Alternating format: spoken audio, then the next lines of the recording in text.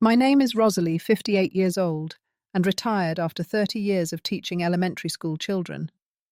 I thought I knew heartbreak when my husband Thomas died from cancer 8 years ago, but nothing prepared me for the text message from my only daughter, Stephanie. "Don't come to my wedding. You're no longer my family," she wrote. After reading those words, I sat frozen, unable to breathe. I replied with one word: understood. Then I picked up my phone and dialed a number that would change everything. Before I continue my story, I'd love to know where you're watching from. Please hit that like button, subscribe, and let me know in the comments if you've ever had to make a difficult decision to save someone you love. I've lived in Portland, Oregon my entire life. The Pacific Northwest has always been home to me with its misty mornings and the comforting green of Douglas firs surrounding our modest two-story house. Thomas and I bought this place when Stephanie was just 3 years old. It's nothing fancy, but it's filled with 30 years of memories, from height marks on the kitchen doorframe to the slightly worn spot on the living room carpet where Stephanie used to play with her dolls. Teaching was never just a job for me. For 3 decades, I taught third grade at Pinewood Elementary, watching generations of children grow and learn. I loved creating that safe, nurturing environment where young minds could flourish.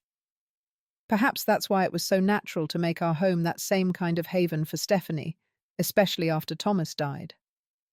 Thomas was diagnosed with pancreatic cancer when Stephanie was in her last year of college. It was aggressive, and within 14 months, he was gone. Stephanie was 24, then just starting her career in marketing.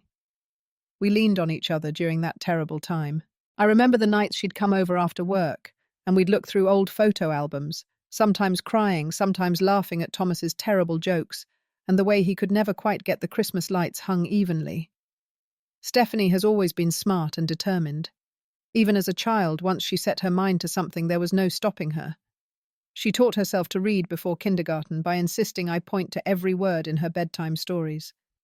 Her determination served her well in school, where she excelled in everything from debate team to science fairs. She was stubborn too, something Thomas always said she got from me, though I never admitted he was right. Through the years, we maintained special traditions that kept us close. Sunday brunches at Mabel's Cafe became our thing after Thomas died. We'd order too many pancakes, drink endless cups of coffee, and talk about everything from her work projects to my troublesome third graders. On our birthdays, we'd take shopping trips downtown, always ending with ice cream at Brenner's, the old-fashioned parlor that's been around since I was a girl. When Stephanie went to college at the University of Washington, I worried our bond might weaken with the distance. Instead, our weekly phone calls became something we both looked forward to. During her sophomore year, when her roommate's situation became unbearable, I drove up to Seattle and helped her move into a new apartment, painting walls and assembling furniture until 2 in the morning. When she struggled with statistics threatening her perfect GPA, I surprised her with a visit and brought homemade chocolate chip cookies to fuel her study sessions. After graduation, Stephanie returned to Portland and quickly rose through the ranks at Westmore Marketing. Within 5 years, she became their youngest executive director. I was so proud watching her confidence grow, seeing her thrive in presentations and client meetings. She'd often call me after big successes, her voice brimming with excitement. "Mom, you won't believe what happened today." And I'd listen, feeling that mixture of pride and wonder that your child had become this remarkable adult. It was at a company event that Stephanie met Brian. She brought him to our Sunday brunch about a month after they started dating. My first impression was positive.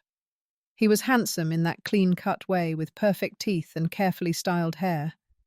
He worked in finance, spoke confidently about investments and market trends, and seemed genuinely interested in Stephanie's work. He complimented my raspberry pancakes and asked thoughtful questions about my teaching career. Looking back, there were subtle signs from the beginning, little warnings I dismissed. Brian often checked his phone during our conversations, sometimes texting while Stephanie was mid-sentence. He had a way of slightly correcting her stories, interjecting with, "Actually, honey, it was Tuesday, not Wednesday or that's not exactly how it happened." Each time Stephanie would defer to his version. It was so subtle that I barely noticed the pattern forming. When Stephanie introduced me to Brian's family 3 months into their relationship, everything seemed fine on the surface. His parents, Gordon and Judith Harris, were polite, if somewhat reserved. They owned a property development company in Seattle and had the polished look of people accustomed to wealth. Their home in West Hills made my humble house look like a cottage with its marble foyer and views of the entire city. The first real arguments between Stephanie and me started over small things that had never been issues before. She began criticizing my clothes when we went out together, suggesting I should update my style. When I baked Thomas's favorite apple pie for her birthday, as I had every year since she was a child, she barely touched it, mentioning something about refined sugar being toxic. Our Sunday brunches became less frequent, with Stephanie cancelling at the last minute, usually because something had come up with Brian. 6 months into their relationship, Stephanie mentioned that Brian thought our attachment was a bit unhealthy. She said it casually over coffee, as if repeating something reasonable she'd heard from a therapist, rather than a boyfriend of half a year. Brian says I need to establish better boundaries, she explained.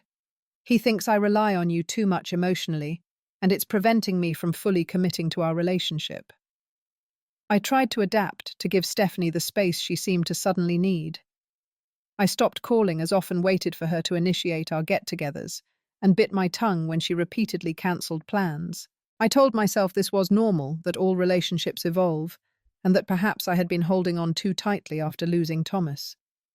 But in my quiet moments I felt a growing unease, a sense that something wasn't right in the way Brian was inserting himself between us.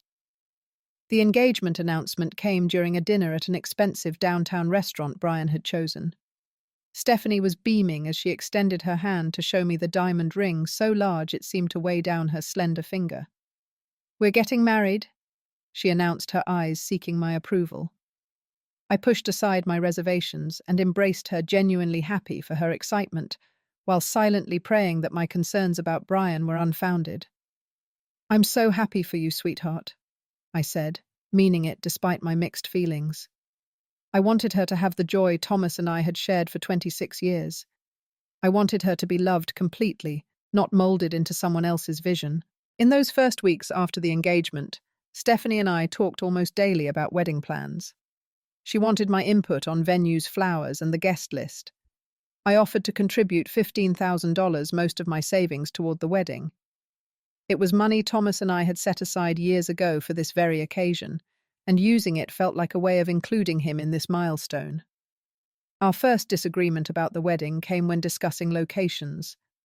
Stephanie had initially wanted to get married in the same church where Thomas and I had exchanged vows, a beautiful historic building in downtown Portland. But after meeting with Brian and his mother Judith, she suddenly wanted a destination wedding at a resort in Mexico. "Mom, times have changed," she said when I expressed disappointment. "Nobody does church weddings anymore. Brian's family goes to that resort every year and they say it's absolutely perfect for weddings." Judith Harris began attending our planning sessions, arriving in designer clothes, and immediately taking control of conversations. She spoke with authority about wedding trends, often beginning sentences with "in our circle" or "for weddings of this caliber." Each time I noticed Stephanie watching Judith with something like reverence, nodding eagerly at her suggestions. I watched my daughter's demeanor shift during these planning meetings. When it was just the two of us, she was still my Stephanie, laughing and occasionally rolling her eyes at extravagant wedding trends. But when Judith joined us, Stephanie became quieter, deferential, looking to her future mother-in-law for approval with each decision. The incident at the bridal shop was when I first truly felt pushed aside. We'd scheduled an appointment to look at wedding dresses, something I'd been looking forward to for weeks. When we arrived, Judith was already there, champagne glass in hand, having apparently arrived early to pre-select dresses with the consultant. As Stephanie tried on gowns, I found myself seated further away, my view often blocked by Judith, who stood directly in front of the mirror offering loud opinions. When I suggested a classic A-line dress that reminded me of Grace Kelly, Judith laughed lightly. "That style is so dated, don't you think Stephanie has the figure for something more couture?" She steered Stephanie toward a heavily beaded mermaid gown that cost more than my first car. "What do you think, Mum?" Stephanie asked, twirling in the expensive dress. Before I could answer, Judith interjected, "She looks absolutely regal, doesn't she? This is what a modern bride should wear." Stephanie nodded, avoiding my eyes. "I think Judith's right. Her taste is more modern and sophisticated." The words stung like a slap. I sat silent for the remainder of the appointment, watching a stranger shape my daughter's most important day, while I was relegated to the role of spectator. That evening, Stephanie and I were invited to dinner at Brian's parents' home. Their house was even more impressive up close, with a curved driveway leading to a columned entrance and a foyer larger than my living room. Everything gleamed with the shine of wealth, from the crystal chandelier to the marble floors. I felt immediately out of place in my department store dress and sensible shoes. During dinner, conversation revolved around the wedding and the Harris family connections. Names of judges, senators, and CEOs were dropped casually, with stories of vacations in the Maldives and private jets. I contributed little, unsure how to relate to these experiences, so far removed from my teacher's life. While helping Judith bring coffee to the patio after dinner, I overheard Gordon speaking to Brian in the study. The door was ajar, and Gordon's voice carried clearly. "Stephanie's a catch professionally, but that mother of hers is as plain as they come. Small-town teacher with small-town ideas. Let's make sure she doesn't turn this wedding into some backyard barbecue affair." Brian laughed. "Don't worry, Dad. Stephanie knows which side her bread is buttered on now. She's a bit embarrassed by the whole modest upbringing thing. She'll keep her mother in check." I stood, frozen coffee pot in hand, waiting for my daughter to defend me. Instead, I heard her nervous laughter. "Her house is pretty simple, I know, but she means well." I returned to the patio, hands shaking slightly as I poured coffee. Later that night, I tried to talk to Stephanie about what I'd overheard, how hurt I felt by her failure to stand up for me. "Mom, you're overreacting," she said dismissively. "They're just used to a different lifestyle. And honestly, sometimes you do come across as a little provincial. It's not a big deal. Just try to fit in more." Provincial. The word echoed in my head for days afterward. When had my sensible, grounded daughter started measuring worth by zip codes and brand names? As wedding plans proceeded, I found myself consulted less and less. Major decisions were made without my input, from the final venue selection, a luxury resort in Napa Valley, not Mexico after all, to the choice of photographers and florists. Each time I called Stephanie, she seemed rushed, distracted, often mentioning she was about to meet Judith for some wedding-related task. 6 months before the wedding, our communication had dwindled to brief text messages and occasional formal updates about wedding plans. The warm, open relationship we'd always shared had been replaced by something cold and distant. I began learning about wedding decisions after they'd been made through casual mentions or worse, social media posts, where Stephanie tagged Judith with grateful captions about her incredible guidance. One Tuesday evening, scrolling through Instagram, I discovered photos of Stephanie's bridal shower, an elegant affair, at an exclusive women's club in Portland. There was my daughter, surrounded by women I mostly didn't recognize, opening gifts at a table decorated with orchids and champagne flutes. Judith sat beside her, beaming proudly in a designer suit. I hadn't been invited. The pain of that exclusion felt physical, like a blow to the chest that left me struggling to breathe. I called Stephanie immediately, my voice shaking as I asked about the shower. Her response was defensive, almost annoyed. "It was very last minute, Mum. Judith's friends organized it, and it was really just a small thing for the country club crowd. You wouldn't have enjoyed it anyway." "I would have enjoyed celebrating my only daughter's bridal shower," I said quietly. "I would have enjoyed being included in your happiness." Stephanie sighed, that particular exhale of frustration I'd been hearing more frequently. "This is exactly why we didn't invite you. You make everything about your feelings. The shower wasn't about you, Mum." After several attempts to have meaningful conversations by phone, I finally convinced Stephanie to meet for coffee. We sat at a small table in the corner of a cafe we used to frequent together. Stephanie checked her watch repeatedly, making it clear her time was limited. She looked beautiful, but tired, with new highlights in her hair and designer clothes that seemed slightly too formal for a casual coffee meeting. "I feel like I'm losing you," I said directly, deciding that after months of walking on eggshells, honesty was the only option left. "Ever since Brian came into your life, you've been pulling away. I barely recognize you anymore, Stephanie." Her eyes hardened. "That's not fair. I'm growing up establishing my own life. Just because it doesn't revolve around you anymore doesn't mean something's wrong." "This isn't about me needing to be the center of your world," I countered. "It's about the way you've changed, the way you talk to me now, the things you seem to value." "Maybe I've just outgrown certain things," she said coldly. "Brian and his family have shown me a different world, one with more opportunities and connections. You're too emotionally demanding, Mum. You always have been. After Dad died, you leaned on me too much. Brian says it's not healthy." The mention of Thomas in this context felt like a violation. "Your father would be concerned about what's happening between us," I said softly. "Don't bring Dad into this," she snapped.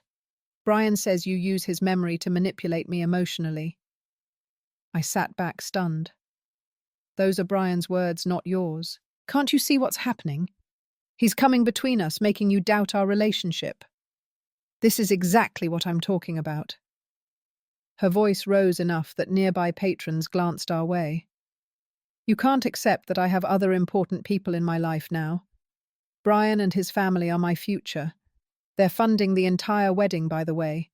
They've been incredibly generous, unlike some people who try to control me with their modest contributions." I felt like I'd been slapped. The $15,000 I'd offered represented years of careful saving, a significant portion of what Thomas and I had set aside for retirement. "I gave what I could, Stephanie. Money has never been how we measured love in our family." She looked at me with something like pity. "That's another thing. The wedding has a very specific aesthetic now. Judith has hired an incredible planner who's worked with celebrities. I'm not sure you'll fit in with the vision they've created. Your style is just so different." I left that coffee shop with a horrible emptiness in my stomach. My daughter, who once wore my costume jewelry proudly and helped me plant vegetable gardens in our backyard, was now embarrassed by me. Somehow, in less than a year, Brian and his family had convinced her that the values she was raised with were something to overcome rather than cherish. Desperate to understand what was happening, I reached out to Jessica, Stephanie's friend since college. Initially reluctant, she finally agreed to meet me for lunch. Jessica looked uncomfortable as she slid into the booth across from me, her eyes darting around as if afraid of being seen. "I've been worried about Stephanie," she admitted after we ordered. "She's different now. Cancels plans, doesn't return calls unless they're about wedding stuff. When we do talk, it's like she's reading from a script." "What has she told you about me?" I asked directly. Jessica hesitated, pushing food around her plate. "She repeats things Brian and his parents say. That you're clingy, that you have outdated values, that you're trying to make her wedding small and cheap because you're jealous of their lifestyle." She looked up, meeting my eyes directly. "I don't believe any of it, Ms. Ellis. I know you. But Stephanie is... It's like she's under some kind of spell." "Has she said anything else about Brian and his family?" Jessica nodded slowly. "Brian's father has made comments about you being lower class. He called you the teacher instead of your name, like it was some kind of insult. And Brian, he makes these little jokes about how Stephanie needs to upgrade from her upbringing." My heart sank. "And Stephanie? How does she respond to this?" "That's what scares me," Jessica said quietly. "She used to defend you fiercely. Now she laughs along, or worse, adds her own stories. It's like she's trying to prove her loyalty to them by distancing herself from you." She reached across the table, squeezing my hand. "She seems caught between worlds, but she's choosing theirs. I think she's afraid of losing Brian, of losing the lifestyle and status his family offers." That night, I wrote Stephanie a heartfelt letter, pouring out my concerns about her relationship with Brian, the changes I'd observed in her behavior, and my fear that she was being isolated from those who truly loved her.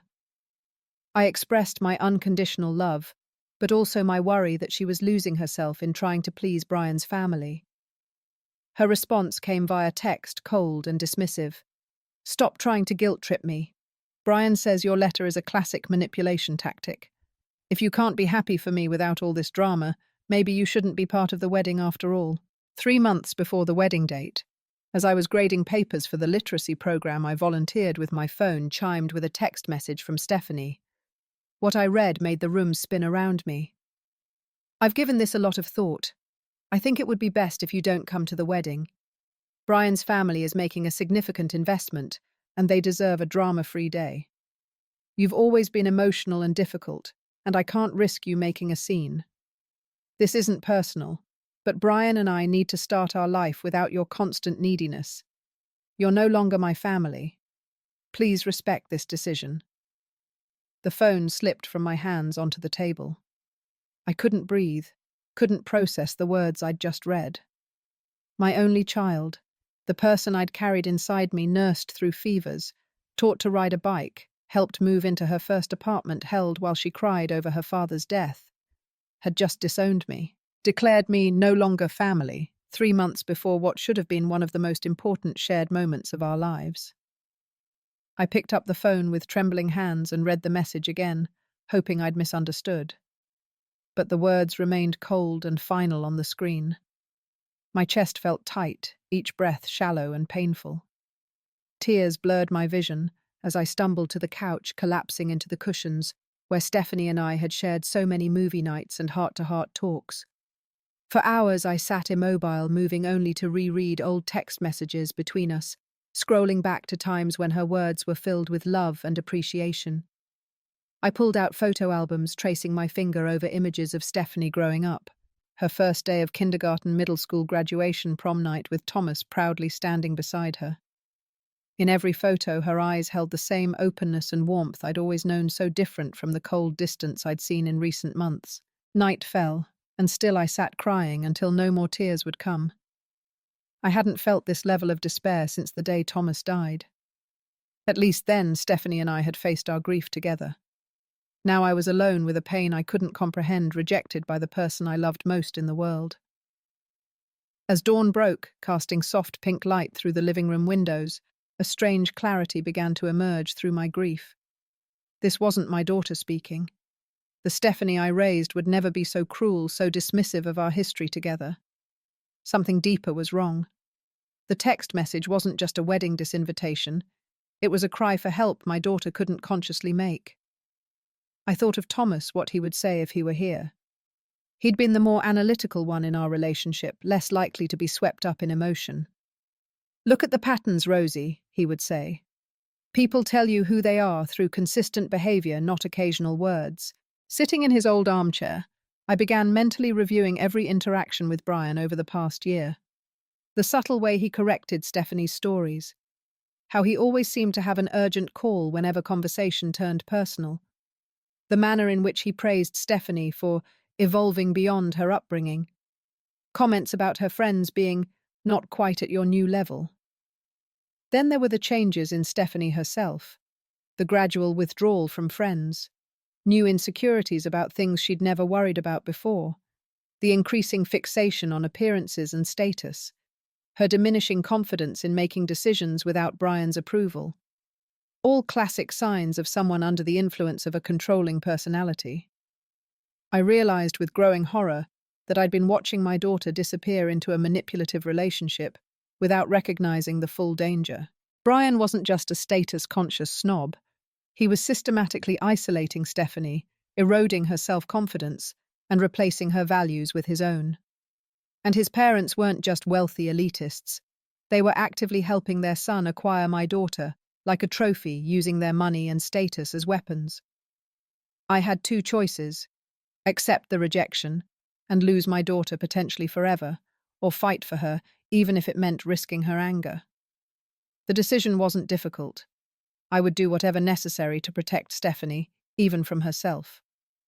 I picked up my phone and typed a single word in response to her devastating message: understood. No arguments, no emotional appeals that could be labeled as manipulation. Just acknowledgement, buying me time to act. Then I dialed a number I hadn't called in months.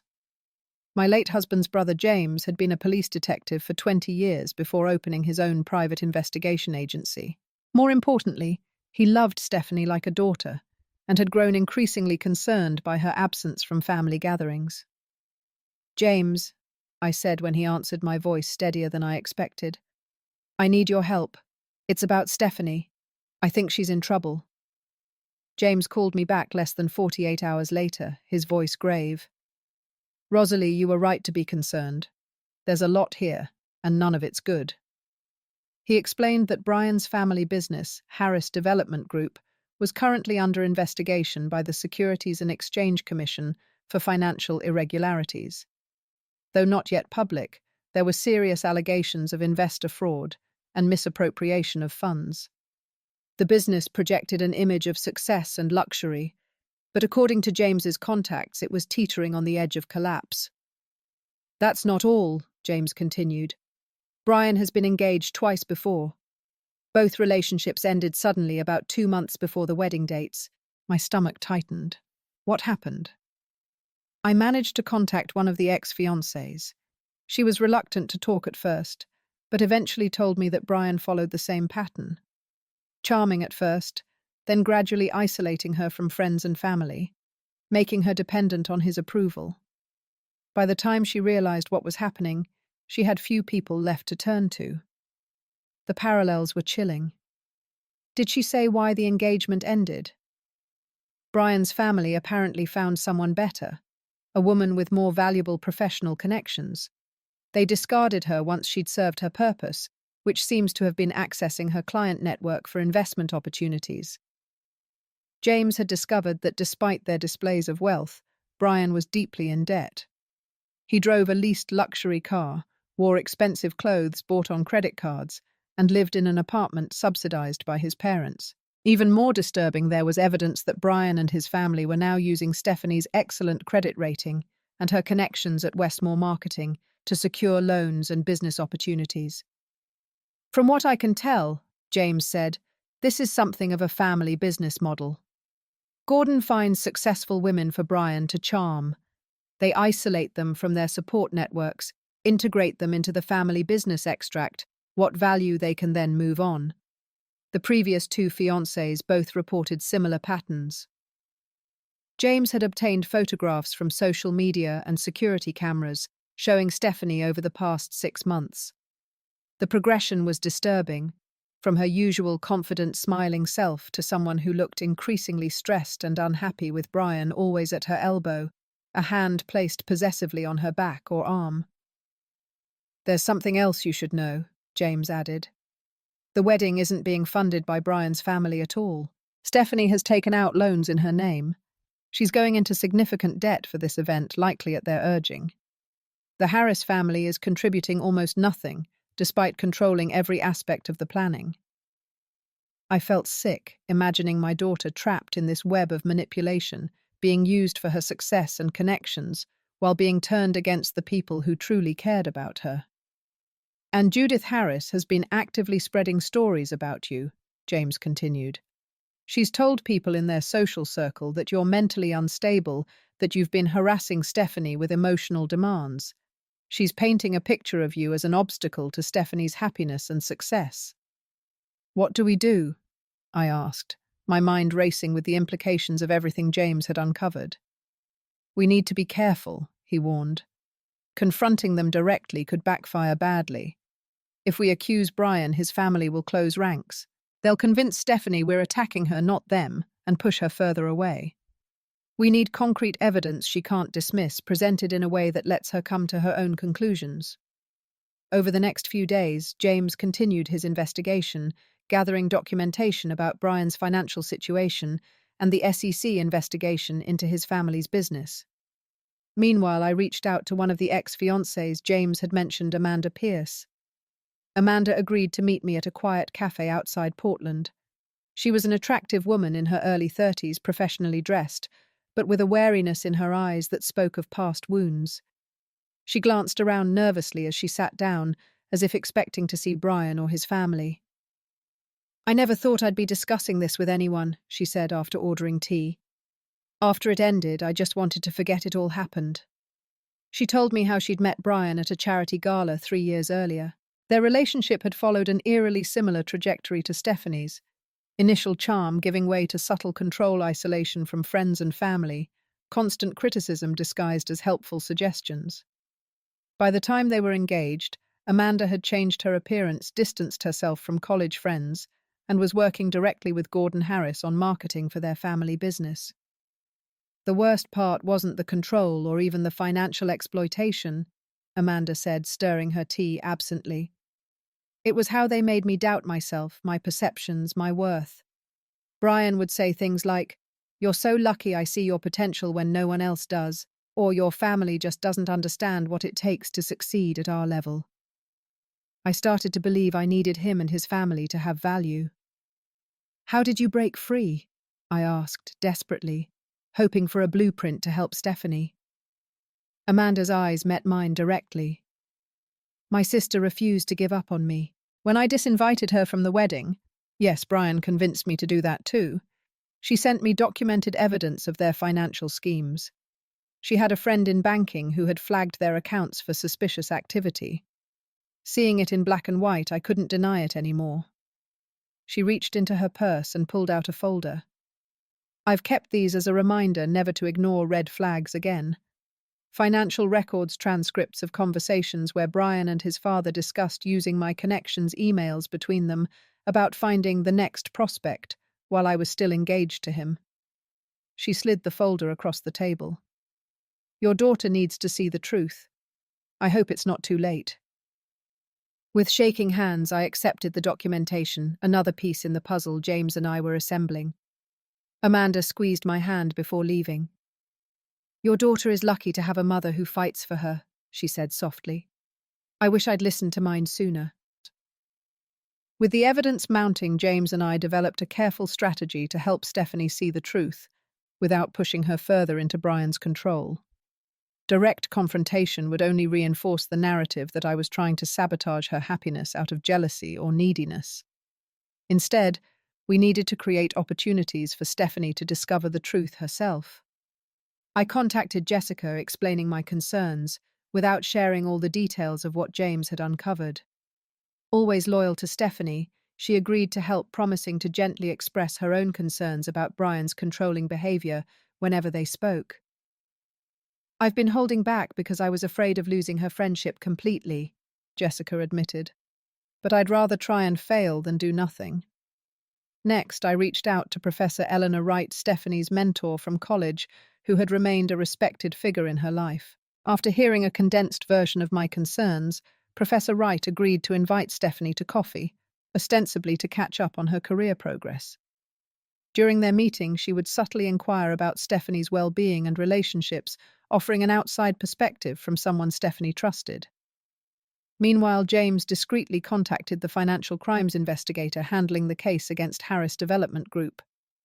While the investigator couldn't share specific details of an ongoing investigation, he confirmed that they were monitoring Brian's recent financial activities, including the sudden loans taken out in Stephanie's name.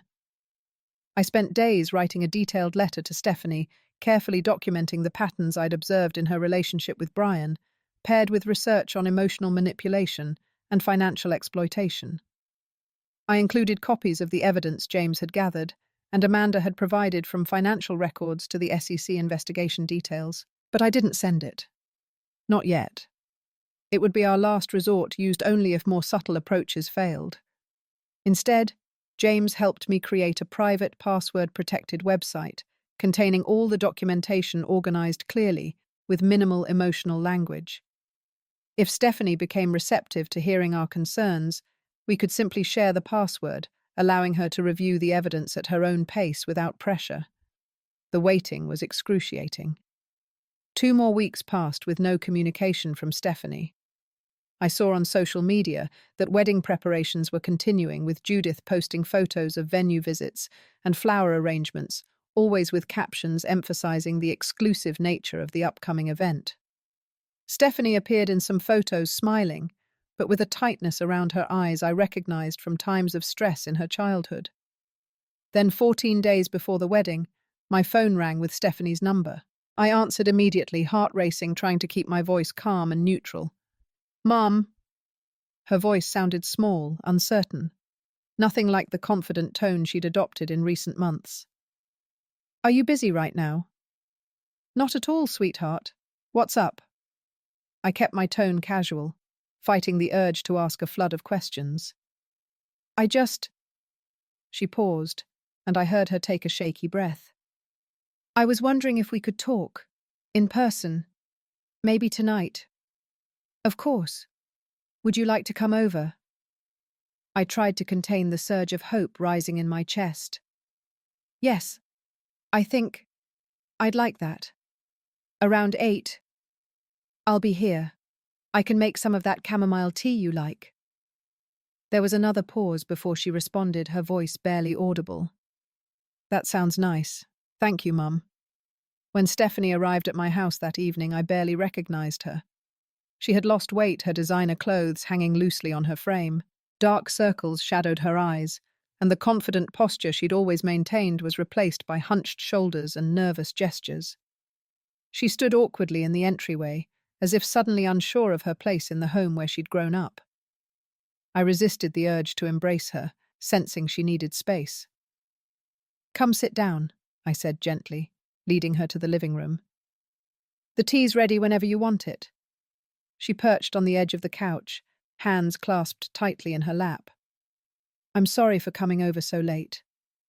You never need to apologize for coming home, Stephanie. Her eyes filled with tears at the word home, and suddenly she was crying deep, racking sobs that seemed to come from someplace long suppressed. I moved beside her and pulled her into my arms, feeling her thin shoulders shake as years of control finally crumbled. I don't know what's happening to me, she gasped between sobs. Everything's wrong, but I can't figure out why. I should be happy. The wedding is everything I thought I wanted, but I feel like I'm disappearing. Tell me, I said softly, stroking her hair as I had when she was small. Whatever it is, we'll face it together. Slowly, haltingly, Stephanie began to talk. She described feeling increasingly anxious and isolated, how Brian criticized her choices from the friends she kept to the way she spoke in public, how Judith constantly compared her unfavorably to their society connections, making her feel perpetually inadequate, how Gordon had begun pressuring her to introduce him to her most important clients at Westmore, becoming angry when she expressed reservations. Last week I found some financial documents, she said, wiping her eyes. Loan applications in my name that I don't remember signing. When I asked Brian about them, he got so angry. He said I was being ungrateful after all his family had done for me, that I was acting common, like... She looked up at me, fresh pain in her eyes. Like you. I held her gaze, keeping my expression open. And what did you think about that? I thought about how you've never made me feel small, how you've always supported my choices without trying to control them. She took a shuddering breath. I thought about Dad, and how he valued honesty above everything. And I realized I haven't been honest even with myself for a long time. This was the moment. Gently, I reached for the folder I'd prepared containing copies of the most important documents James and I had gathered. Stephanie, there's something I need to share with you. You can look at it now or later. It's your choice, and whatever you decide to do afterward, I'll support you. She looked at the folder with apprehension, but took it from my hands. What is this? Information about Brian and his family that James helped me gather. I was worried about you, sweetheart. The way you changed so suddenly, the things you were saying that didn't sound like you at all. That message about the wedding, I knew something wasn't right. Her face flushed with shame. I didn't write that message. Brian took my phone. He said you were trying to ruin everything, that cutting you off was the only way forward. Fresh tears spilled down her cheeks. I was too afraid to tell you. Too afraid of losing him and admitting I'd made a horrible mistake. You haven't lost me, I said firmly. You couldn't, and making mistakes is part of being human. Stephanie opened the folder and began reading. I sat beside her in silence as she worked through the documents, occasionally gasping or making small sounds of distress. When she reached Amanda's statement and the photos of herself looking progressively more unhappy, she closed the folder, her hands trembling. "I need to end it," she whispered. "The engagement. Everything. Are you sure that's what you want?" She nodded slowly. "I don't love him. I don't think I have for a long time. I was just afraid of disappointing everyone, of losing the future I thought I was supposed to want." She looked around the familiar living room at the comfortable furniture and family photos. "I forgot what really matters." That night, Stephanie stayed in her old bedroom. In the morning, we began the difficult process of reclaiming her independence. She was terrified of confronting Brian, afraid of his reaction, and the public embarrassment of cancelling a wedding 2 weeks before the date. "I've already spent so much money," she said, showing me the loan statements. "Almost $60,000, and for what, a wedding I didn't even want." "Money can be replaced," I told her. "Your well-being can't." James came over to help us develop a plan for safely ending the engagement. He advised Stephanie to secure her financial information, first changing passwords and placing fraud alerts on her accounts. He helped her document the unauthorized loans in her name, preparing evidence for potential legal action if necessary. "You shouldn't confront Brian alone," James warned. "People like him can become unpredictable when they feel their control slipping away." We arranged for the confrontation to happen at my house with James present.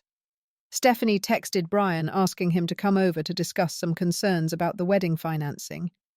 He arrived looking confident, clearly expecting to charm or intimidate Stephanie back into compliance as he had before. His mask slipped the moment he realized James was there and saw the documents spread across the dining room table. His handsome face contorted with anger as Stephanie calmly explained that the engagement was over and the wedding cancelled.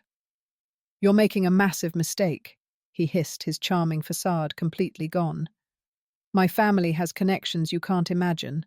Your career will be over." "I've already spoken to my boss at Westmore," Stephanie replied, her voice steady despite her pale face. "They're fully aware of the situation and have assured me of their support." When Brian realized his threats weren't working, he switched tactics, his voice suddenly soft and wounded. "Baby, I don't understand. We can work through this. I know I've been stressed about the wedding, but that's normal. You're just having pre-wedding jitters." Stephanie shook her head. "No, Brian. This isn't about jitters. It's about recognizing that our relationship has become toxic. I'm returning the ring and I've already contacted the vendors to cancel the arrangements."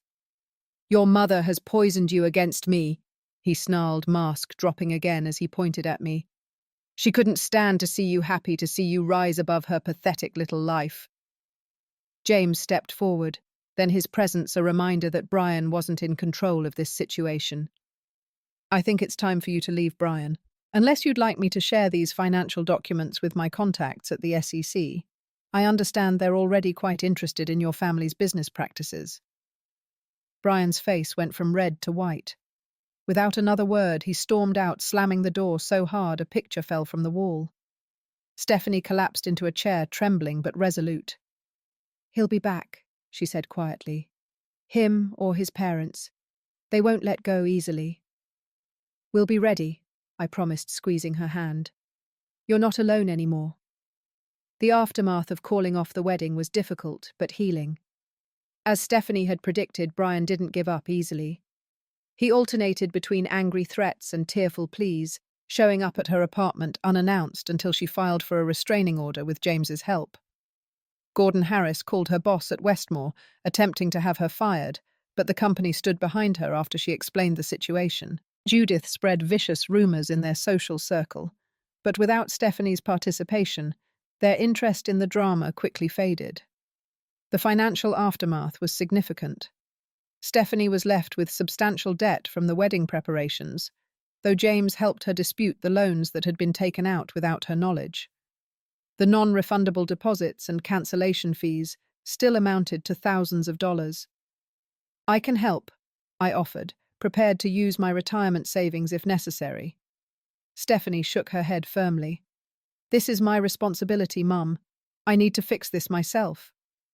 Instead, she worked out a payment plan, took on freelance projects, in addition to her regular job, and slowly began rebuilding her financial independence. It was difficult, but each payment represented another step toward reclaiming her life. Stephanie moved temporarily into my home while she recovered emotionally from the relationship. Those first weeks were marked by periods of deep depression as she processed what had happened. Some mornings she could barely get out of bed, overwhelmed by shame and self-doubt. "How could I have been so blind?" she asked one night as we sat on the porch swing. "I was always the smart one, the one who saw through people's facades. How did I let this happen?" "Intelligent people get manipulated too," I told her. "Brian and his family were experts at what they did.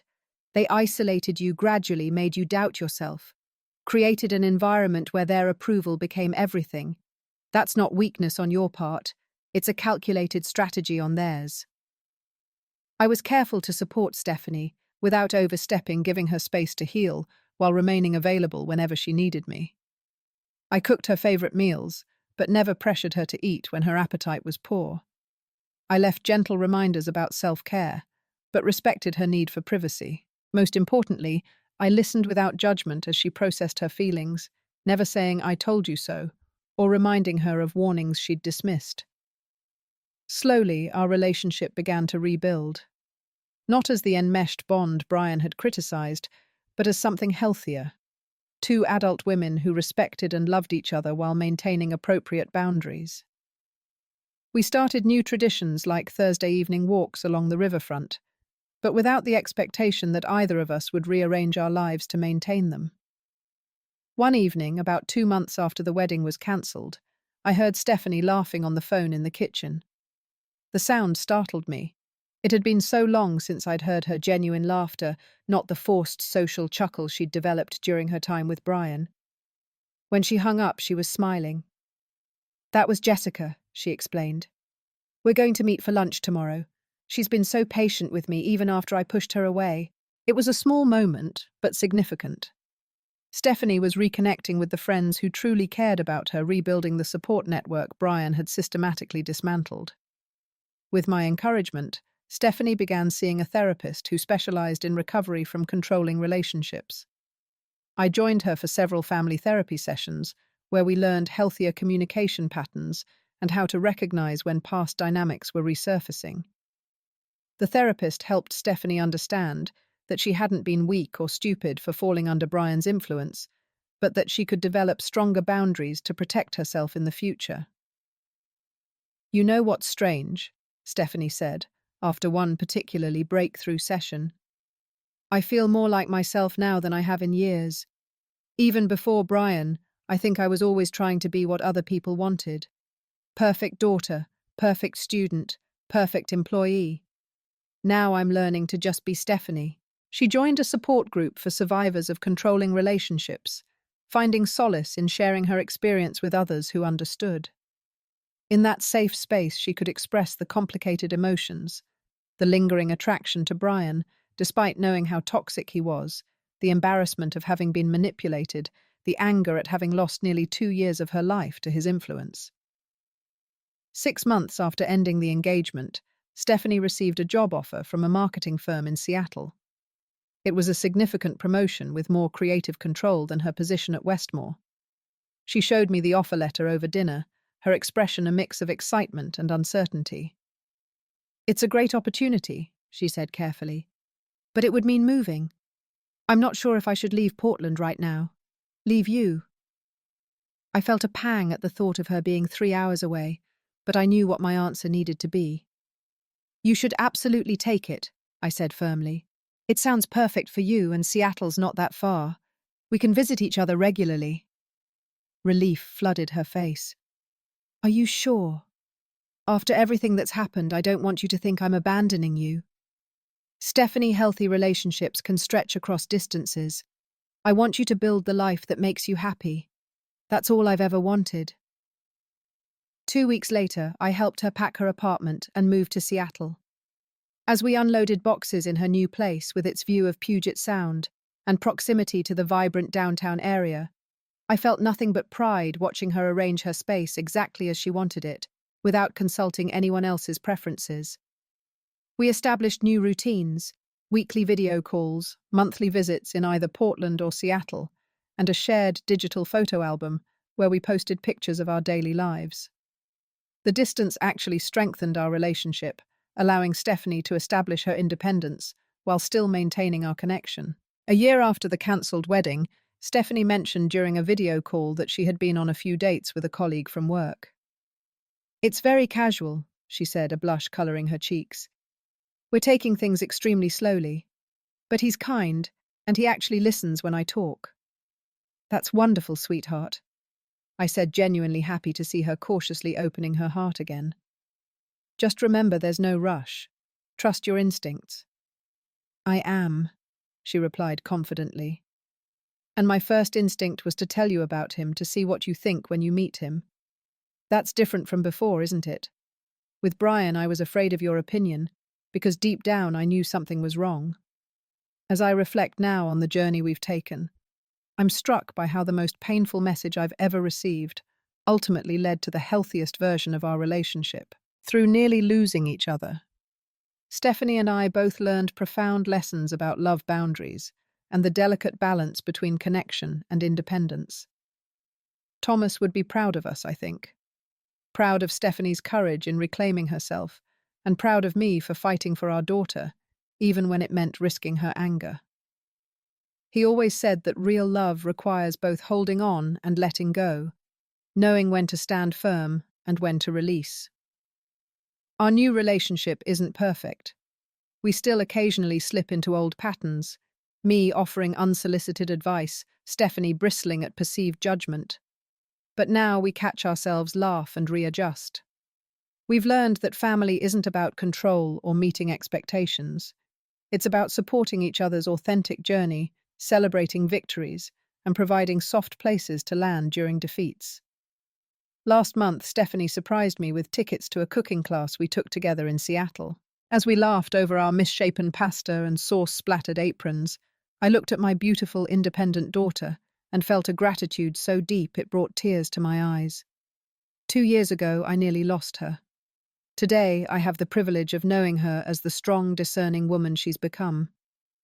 Have you ever received a message that initially broke your heart, but ultimately led to healing? Has someone you loved ever pushed you away when they needed you most? I'd love to hear your stories in the comments below. And if this story resonated with you, please consider subscribing and sharing it with someone who might need to hear that even the most painful rejections can sometimes lead to beautiful reconciliations. Thank you for listening to my story, and remember, sometimes the bravest thing we can do for someone we love is to fight for them even when they think they don't want us to.